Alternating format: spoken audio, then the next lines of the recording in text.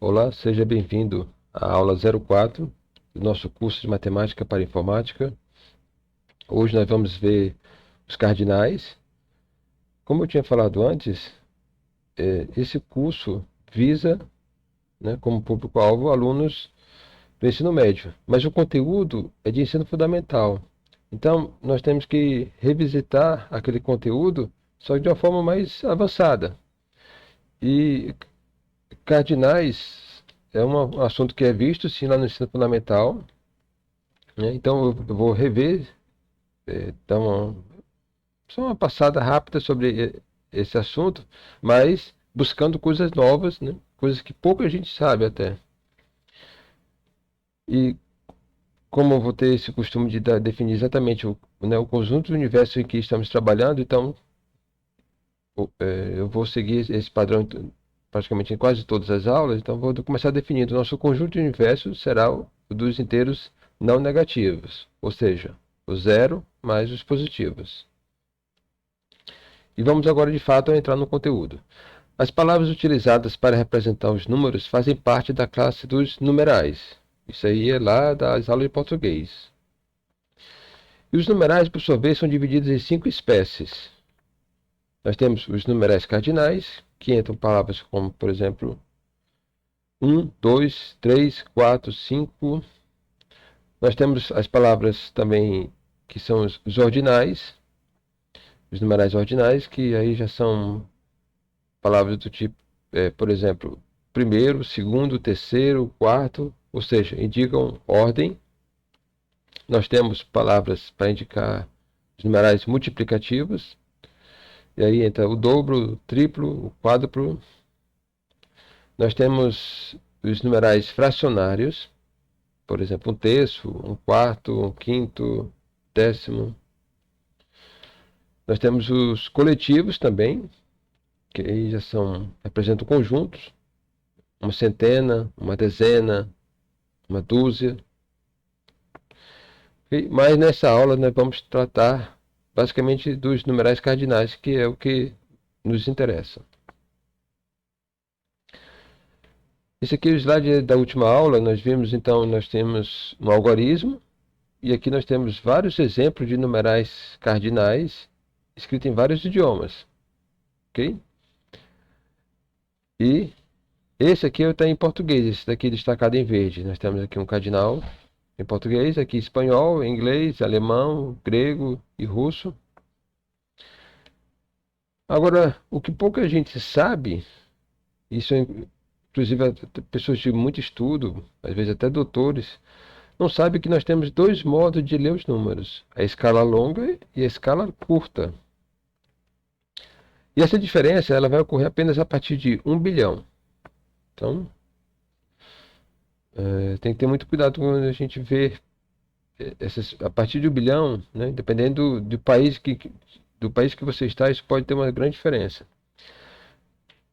E de início, vamos lá, nós temos dois vocábulos diferentes disponíveis no nosso idioma. Nós temos o bilhão e o bilhão. Isso vai acontecer também com trilhão, quadrilhão, quintilhão, ok? Milhão. Existe a forma de escrever com LH ou com LI. Os dois são válidos, os dois existem nos dicionários. Mas com LH, a versão sempre de 1 milhão, bilhão, trilhão, vai ser mais comum no português do Brasil, enquanto com LI será mais comum no português de Portugal. Então vamos lá. Sabendo disso, vamos para a escala longa. O que é a escala longa? É uma forma de escrever os números nessa ordem aqui. Em vez de milhão, bilhão, trilhão, nós vamos escrever milhão, 1.000 milhões, bilhão, 1.000 bilhões, trilhão, 1.000 trilhões, etc. Quando quer dizer, em que países essa escala longa é utilizada? Basicamente na Europa continental, e ali quando eu falo Europa continental, eu me refiro a Portugal, Espanha, França, Alemanha, ok? Itália. Nós temos também na América Espanhola e uma partezinha da África. E a escala curta? A escala curta já, já é mais conhecida de nós. Ela é utilizada Quer dizer, os números são escritos nessa seguinte ordem: milhão, bilhão, trilhão, quadrilhão, quintilhão, sextilhão. Ok? E quais países usam escala curta? A Grã-Bretanha, a Irlanda e o leste europeu, ali a Rússia, Polônia. Nós temos também no Brasil, nos Estados Unidos e no Canadá e na maior parte da África. Então você percebe que tem muita gente que utiliza, né, essa escala curta. E vamos comparar. Vamos ver aqui as diferenças. Você vê aqui à esquerda a escala curta, à direita a escala longa. Então, em 1 milhão elas são equivalentes, são iguais. Agora, a partir do bilhão isso muda. Então, 1 bilhão na escala curta será 1.000 bilhões na escala longa. Trilhão será 1 bilhão, quadrilhão, 1.000 bilhões, né? O quintilhão vai ser 1 trilhão e o sextilhão será 1.000 trilhões. Então, realmente tem uma grande diferença a partir daqui do bilhão, tá? Então, olha só, a palavra bilhão pode ter sentido diferente, de acordo com o país onde você está. Para quem ainda não entendeu, eu costumo dar essa explicação. Para mim, acho que fica um pouco mais claro. Vamos partir do 1 trilhão. 1 trilhão, ele é escrito com 12 zeros. Então, 12 zeros, esse é o produto de 1 milhão com 1 milhão. Então, você vê que aparece a palavra 1 milhão versus 1 milhão. O que dá 1 bilhão. Né? Daí que vem a origem do bilhão. Então, eu acho que isso aí, né, já expliquei isso para algumas pessoas e parece que fica mais claro. Então, estou trazendo aqui nessa aula. Então, chama atenção. Tenha muito cuidado ao ler notícias que citam números nessas faixas que podem causar dupla interpretação. Agora, um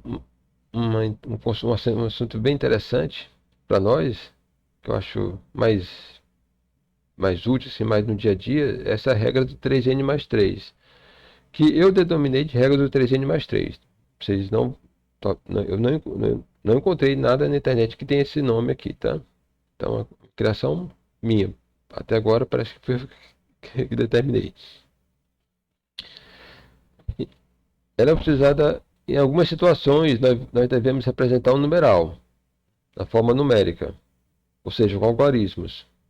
Então, nessas situações, a gente tem que ter cuidado de saber a quantidade certa de algarismos zeros que nós vamos escrever após o algarismo 1. Então, é aí que entra essa regra. Quando isso ocorre, devemos ficar atentos então à regra do 3n mais 3. Ela é aplicada apenas na escala curta, por isso que ela é útil para nós brasileiros. A quantidade de algarismos zeros será dada por 3n mais 3, onde n é o número associado com o prefixo da palavra cardinal. Olha, isso é basicamente a regra. É isso aqui. Nesse slide tem a regra. Vamos ver exemplos. Temos as palavras bilhão, trilhão, quadrilhão, assim sucessivamente até o decilhão. Aí nós separamos os prefixos. Aqui é só para visualizar, não precisa separar ao escrever, mas visualiza melhor assim.